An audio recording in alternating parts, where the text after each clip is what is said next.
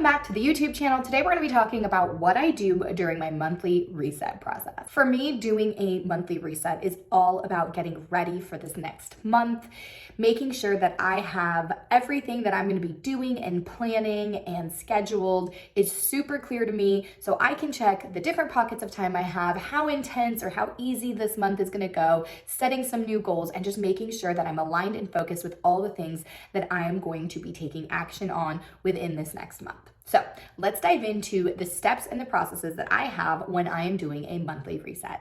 So the first thing that I do is I go back and look at the past month. I'm usually doing this on the last Sunday of the current month, looking forward and projecting onto the next month that's coming up.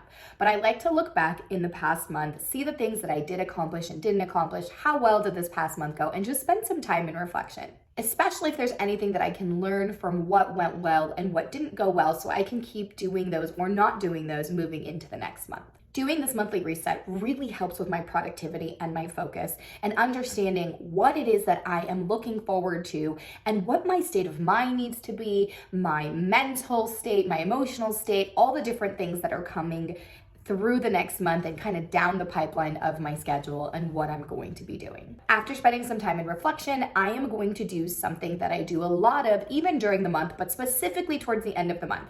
I'm going to do a massive brain dump of all the things that I have just sitting in my mind, clogging up all that space, just getting it out on paper or digitally and just brain dumping as much as I possibly can about all the things that I want to do, all the things that are keeping me up at night that I worry about or that constantly kind of looping in my mind. And I enter those things into my master to-do list. My master to-do list is a list that is an ever-flowing list that I use all the time to dump different things in there that I need to take action on. I'm able to then set context to them and categorize them, whether it's things I have to do for technology, things that I have to do for work specifically, whether it's sales or service or paying bills or something that has to do with home life or maybe my kids or maybe a vacation or travel or things I need to follow up on, whatever that kind of category or context looks like. And these items are items that I go through when I have open pockets of time on my schedule, and then I will schedule to get those things done. I really love going through and categorizing based on the context of what it is so I can get these things done through batching the same type of things that I can focus on, and I don't keep switching my focus or try to multitask too much. I'm able to get all the things done that I have to do with technology in my business or in my life in one sitting as opposed to jumping around. It really helps your productivity. It also helps you look when you can kind of filter through your master to-do list what really is on this list and how much of each category do you have. The next thing that I do is a digital detox. I will go into my computer and I will get rid of or organize or file things on my desktop, my downloads folder, as well as any photos I've taken or maybe needing to back up some files somewhere else, whether that's renaming some files, maybe doing some new folders, different things like that that I might need to do just to make sure that my digital space is organized and really trashing and getting rid of anything else that's kind of clogging up that space. If there's something also that I tend to keep looking for and I'm not making it easy for myself to find, I will make it easier. I will shorten the time that it takes me to find something that I'm constantly looking for and kind of lower that friction and hopefully reduce some time that moving forward I won't need to waste because I'm constantly looking for this thing. Now, as I've kind of done this digital detox and really look at my master to-do list, I'm going to open my planner. I have a paper planner that I use with the Happy Planner, and I really like to write things out. I am definitely a pen to paper person. I like to brain dump. I like to just throw everything that I have, my thoughts and ideas and things onto paper, and then I will go through and digitize it as I need to keep track of those things on the go, or when I'm moving from working from home to working in the office or going to different businesses that I have, I'm able to have that all digital. But I'll open my Happy Planner and I will take a look at the monthly spread. The monthly spread just looks like a monthly calendar, and I'm gonna go through and see what is on this calendar. I reference my annual calendar that I also have to see if there's any events, birthdays, holidays, things that I've already scheduled ahead of time, so I can make sure that I put that on my monthly planner, and I'm taking a look at a bird's eye view for the month coming up of what things are happening and what I need to be aware of and what I need to remember. Once I take a look at my annual planning and put that into my monthly, I will then open my Google Calendar and I will keep track of anything that is scheduled during specific times, which I call blocked times, and I will put that into the calendar as well. And what that's doing is setting up my month so that when I go to plan week by week, day by day, and we get more micro, I'm able to go back to my monthly and really see what I have scheduled. And when I have those open pockets of time, I'm able to go to my master to-do list, search and filter through different contexts that I want to tackle, and then I'm able to batch those items within those open times that I have during my week or during my day. So once I have my entire month planned out, I will then go in and do my Money Monday monthly routine, which looks like checking in with my money. I'm able to settle out the month, reconcile all the different transactions and income and different things that are going on when it comes to my money. This is really like a monthly money check-in to close out the past month and look forward into the next month. What are things that are my planner that are coming up that might cost a little bit more money that I'm not used to having to pay for, or things that I might need to think about, certain bills or certain things that are coming up. Maybe there's a trip, there's a birthday, there's things that I might want to put some money aside for. Maybe we had a month where we had a lot of money left over, a lot more profit, and so I need to make decisions at the end of the month of what I'm going to do with that, if I'm going to do anything with it, etc. So this is my time for me to really check in with my money and kind of settle out the last month and try to project and look forward into the next month. Once I'm done checking with my money, the next thing that I'm doing is goal setting.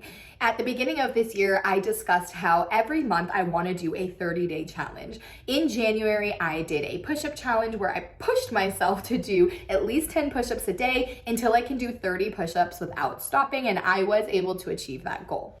In February, I decided that I'm going on a no sugar 30-day challenge, and I did the best that I could to try to not consume sugar unless I absolutely had to, and I think I did pretty well. I definitely had some days where I kind of screwed that up, but that's okay because we're all a work in progress, and even still, I reduced the amount of sugar that I was consuming, which now, moving into March and April, I am not craving as much sugar and not consuming as much sugar. And so the goal is with these 30-day challenges is really to just start a habit and see if we can stick to it, see if I can stick to it, and just see if these habits will stick, and then just doing something different. Moving into March, I knew that we were going to be doing some remodeling of our home, and so I needed to pack up a lot of our home. And so every day I set a challenge for me to pack up or organize or declutter at least one area of my home, which right now we are into April. We are in the middle of this remodeling, and I was able to achieve the goal that I wanted to do for March. For April, I have set a goal that I'm going to be waking up by 6:45 every single day. And so far, it hasn't gone as well as I want it to. But in order to hold me accountable, I have switched my weekly gym training sessions with my trainer to 7 a.m. And so it's across the street from my home, which is super quick. And so I've had to get up because I'm being held accountable by that appointment and that session. And so I'm doing a lot better now. This is the first week that I've scheduled that. And so it's making it a lot easier for me to wake up because somebody's waiting for me and I have to get that done. So I am keeping track of these habits. I'm setting these goals at the beginning of the month, looking at what happened last month, how did I do, and moving into the next month of what challenge I want to achieve and what I want to go for. I don't have the entire year set up. I'm just kind of looking at the last month and moving into the next month, a little bit going based off of my mood. What do I think I can accomplish? What is something important for me to try to make a habit in my life? And so I'm setting those 30-day challenges at the beginning of the month before we start that month and setting up my habit tracker. During this time of setting goals and habits, I'm also looking at any projects that I have that I've set that I wanted to do, whether it's in my business or in my personal life, and I will take a look at which projects maybe I have the time now that I can see the macro bird's eye view of the month, if it's gonna be a busy month already, if I have some more time that I can maybe take on some of these projects. And so what I will do is pick that project and I will break it down into steps, and I will actually schedule each week of what I'm gonna be focusing on. So with the goals and habits, I'll pick those habits, I'll pick some projects that I want to work on, and I'll break those down and really schedule them into my month as well once I have all the base foundational things that are happening within the next coming month.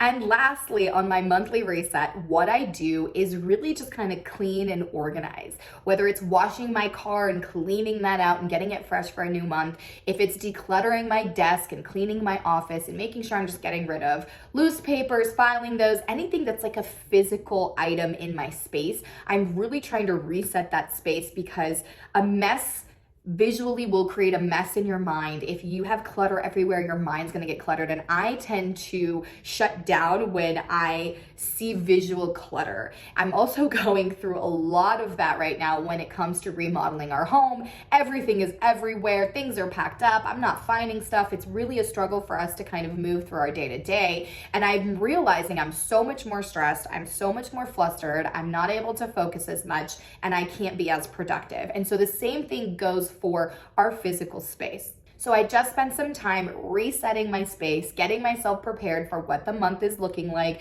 and what is coming up that I need to be focused on and be able to take action easily and reduce the friction that it might take for me to do that. And I think that's a really important thing for you to also kind of think of and understand, that if your space is a mess and it's not organized and functioning in the best possible way for you to be productive and to take action easily in the things you need to be doing, maybe take a look around and see if there are things that you can reset in your space, and really start doing that at least once a month, if not more often if necessary, so that you can show up and feel calm and collected and focused on the things that you need to do in the upcoming month.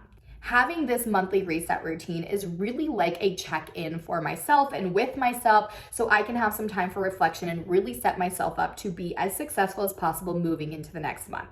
As you know, it's already the second quarter of 2023, and I'm sure there are some things that you have planned that you've wanted to get done and you haven't been able to, but every single day, every single week, and every single month really does compound. And if you're not setting aside time to reset and check in with yourself, then you're not gonna make sure that you're really on the path and the trajectory that you wanna be on to find success within this year. And that starts with your monthly, weekly, and daily habits that you're doing. So I hope you will consider possibly scheduling and starting a habit of doing a monthly reset for your life and your business, so you can show up more effectively and really get the things done that you want to get done, but do it in the best possible way. Thank you so much for watching this video, and I will catch you in the next one.